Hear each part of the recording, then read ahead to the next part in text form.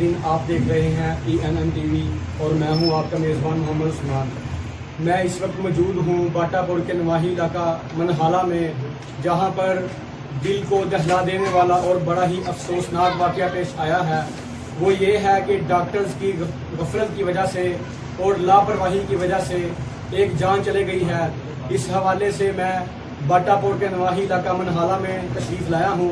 यहाँ पर मेरे साथ जो फौत हुए हैं उनके साहबजादे भी मौजूद हैं और उनके अहले इलाका भी मौजूद हैं। अभी मैं उनसे बात करूँगा कि इस सारे वाक़े की क्या वजह बनी और क्यों उनके वालिद साहब की मौत हुई।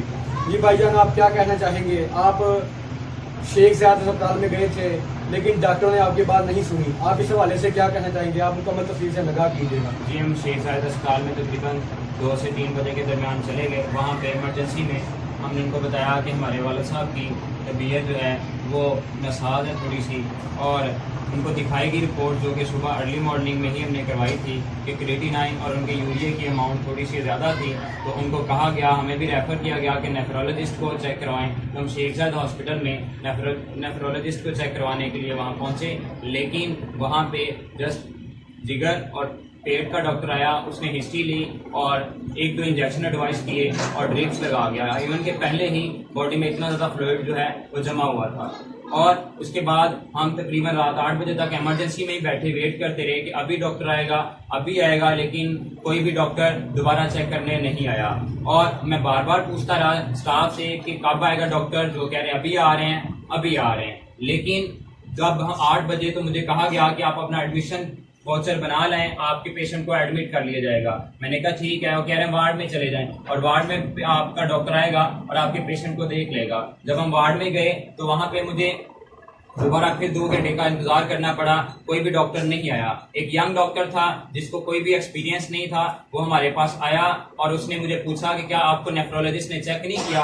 मैंने कहा नहीं किया। वो कह रहा चले मैं अभी देखता हूँ। फिर वो हमारे पास आया, कहा कि हमने इंजेक्शन लगाया है वो, और थोड़ी देर बाद दोबारा फिर हमें 6 घंटे बाद एक इंजेक्शन लगाएंगे और उम्मीद है कि सुबह तक जो है वो रिकवर हो जाएंगे। इसी तरह जब जैसे ही 10-15 मिनट गुजरे तो वालिद साहब की तबीयत थोड़ी सी खराब होने लगी और मुझे बाद में डॉक्टर साहब को मैंने कहा कि आगे वालिद साहब को चेक कर लें कि उनसे बैठा नहीं जा रहा। वो कह रहे हैं कि ना तो लेटा जा रहा है। तो डॉक्टर ने कहा कोई मसला नहीं है, ऐसे पेशेंट्स का ऐसा हो जाता है। फिर थोड़ी देर बाद सांस उखड़ने लग गया। मैंने डॉक्टर को कहा तो डॉक्टर कह रहा परेशान नहीं हो, घबराए नहीं, ऐसा हो जाता है। और बाद में मुझे जैसे ही मैं जब पहले वार्ड में शिफ्ट किया गया मुझे, तो वालिद साहब को तो मुझे ये कह दिया गया कि आप जाके थर्मामीटर ले आए मेडिकल स्टोर से, आपके पास वो नहीं है। मैंने कहा कि वालिद साहब के पेट में कह रहे हैं कि मुझे पेट में पेन की कंप्लेन है। तो मैंने जब स्टाफ को बताया तो उन्होंने कहा हम डॉक्टर्स को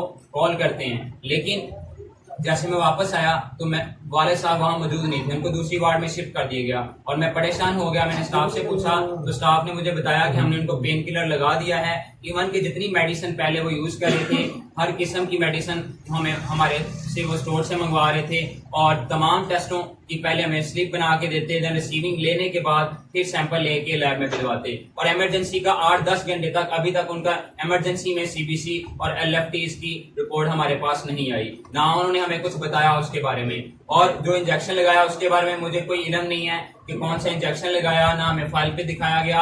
और जब वालिद साहब की तबीयत रात में ज्यादा खराब होने लगी तो मैंने डॉक्टर को कहा कि उन्हें सांस में मसला हो रहा है। तो डॉक्टर ने कहा कि हम आ रहे हैं। फिर वो आया और देखा, फिर वो देख के फिर चला गया और फिर देखने लगा, जब स्टाफ को कहने लगा ये चीज ले आए, वो वाला ले आए, इंजेक्शन ले आए, ये वो कह रहे हैं ठीक है। और इवन कि उनके पास ब्यूरेट भी मौजूद नहीं है। इमरजेंसी पेशेंट की तबीयत खराब हो रही हो और बाद में वो उनके अहले खाना को कह रहे हैं कि आप ब्यूरेट ले आए भाग के। और फिर उनको इवन के वहां पे लाइट उस जिस वार्ड में शिफ्ट किया, मैंने अपने हाथों से मोबाइल की टॉर्च ऑन की और मैं उस टॉर्च के साथ नर्सिस के साथ बरनोले, उन्होंने तकरीबन 24 से 25 टेस्ट किए कि उनसे बरनोले, और वालिद साहब जो है वो बेहोशी की हालत में जा रहे थे। इनसे 24 से 25 बरनोले जो उन्होंने जाया किए, कभी हाथों पे लगाने की कोशिश कर रहे हैं, कभी बाजू पे, कभी गर्दन के इस साइड पे, कभी इस साइड पे, कभी पाँव की जो है पिंडलियां उन पे लगाने की कोशिश कर रहे हैं, लेकिन उनसे बरनोला नहीं लग रहा। तकरीबन 6 नर्सिस और एक वो यंग डॉक्टर।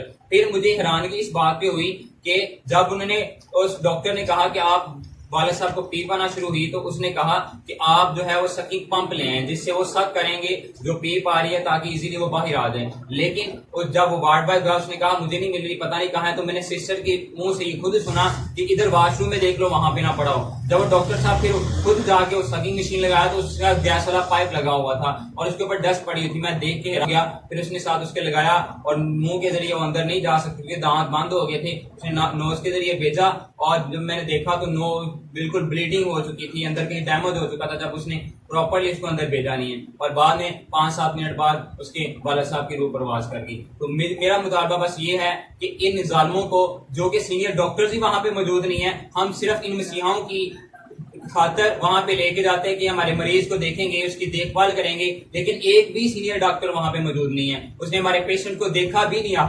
अगर क्या अब हमारा पेशेंट किस हालत में है, उसका क्रिएटिनिन की अमाउंट इतनी ज्यादा है, उसका यूरिया इतना ज्यादा है, हमें कौन सा स्टेप्स लेना चाहिए, उन्होंने कुछ भी नहीं देखा।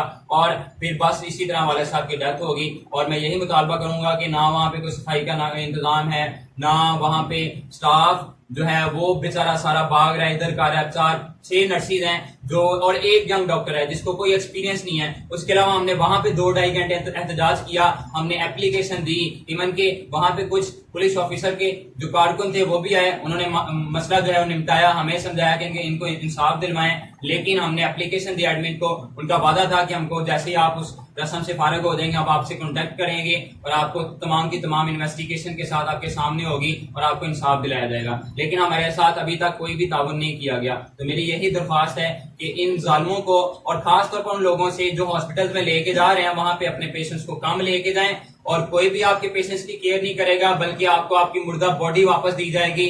ठीक, सिर्फ बहाने हैं। डॉक्टर्स खुद जो हैं वो घरों में बैठे हैं, जिनकी खातिर हम लेके जाते हैं, उनको खुद को डर है। अल्लाह ताला ने आपको इतनी बड़ी जिम्मेदारी दी है, कम से कम अपनी ड्यूटी को आके ज्वाइन करें, ये पेशा सर अंजाम दे। वो डॉक्टर जो अपने इशाना बिशाना हमारे अपने मरीजों के साथ खड़े होते हैं, हमारा उनको सलाम है। लेकिन वो जो डॉक्टर, जो सीनियर डॉक्टर्स घरों में बैठ गए हैं, हमें कोरोना हो जाएगा, ये हो जाएगा, वो हो जाएगा, तो दूसरे मरीज हैं वो किधर जाएं, वो कहाँ पे जाके इलाज करवाएं? आप सिर्फ आप उनको नजर आते हैं खुदा के बाद, लेकिन आप वहां पे मौजूद ही नहीं है। आप पेशेंट्स आपके दूसरी बीमारियों से मर रहे हैं, लड़ रहे हैं, उनको कोई चेक करने वाला मौजूद नहीं है। तो मेरी बार बार मैं बस यही आप सभी से गुजारिश करूंगा कि मुझे इंसाफ दिलाया जाए और साथ ही साथ अपने जो है जितने भी आपके रुफका हैं उनका खुद ख्याल रखें, उनको किसी प्राइवेट आराम छोटी सी मेडिसिन दे के कोशिश करें कि वो रिकवर हो जाए। हॉस्पिटल्स में कोई नहीं है, कोई किसी को नहीं देख रहा, इनको खुदा भूला हुआ है, इंसानियत खत्म हो गई है इनमें से, इन्होंने खुदा के सामने शायद जवाब देनी होना है। तो मेरी बस यही दुआ है कि मेरे अब्बू जान तो इस दुनिया से रुखसत हो चुके हैं, लेकिन अब किसी और के साथ जो है इस तरह की नाइंसाफी ना हो। मेरी बार बार मैं भाई यही दरख्वास्त करूंगा कि किसी और के साथ कोई भी नाइंसाफी ना हो। और ये मरीजों को देखें, हॉस्पिटल में आए, अगर तनख्वाह लेते हैं, लाखों में इनकी पे है, और फिर भी ये आके पेशेंट्स को चेक नहीं करते, पेशेंट्स को किसी ना किसी तरह रिफ्यूज करते रहते हैं कि अभी आ रहे हैं, अभी ये हो रहा है, वो हो रहा है, अब ये वाला टेस्ट करवा लें, अभी इसकी रिपोर्ट आएगी, फिर देखेंगे। इवन की इमरजेंसी में आप खुद बताएं, मुझे इंसाफ करें कि इमरजेंसी की रिपोर्ट्स 1-2 घंटे के अंदर नहीं आ जाती हैं। कौन सी इतनी मेन जो रिपोर्ट्स होती हैं, सीबीसी, एलएफटी, आरएफटी, उसकी रिपोर्ट्स तो उसी टाइम आपको वो आधे घंटे के अंदर प्रोवाइड कर देते हैं। लेकिन 8 घंटे गुजर गए, हमें जो सैंपल दिए हमने रिसीविंग ला के दी, उन्होंने सैंपल लिए, उसकी रिपोर्ट्स तक नहीं आई। उन्होंने ना तो कोई मेडिसिन दी, कुछ नहीं दिया। बात जो अर्ली जो गैस्ट्रो का डॉक्टर था वो जो मेडिसिन रिकमेंड कर गया, जस्ट वही उन्होंने यूज की है। उसके अलावा ना उन्होंने देखा कि आप पेशेंट की हालत अब कैसी है, सीरियस हालत में जा रहा है, क्या हो रहा है। तो मेरी बार बार यही दरख्वास्त आपसे कि आप हमारे साथ इंसाफ करें। शुक्रिया जी नाज़रीन, सुना आपने कि हम पूरा साहब का ये कहना था कि हम डॉक्टर को अपने मसीहा समझते हैं, लेकिन डॉक्टर जो हैं वो हमारे मसीहा बनने को तैयार नहीं।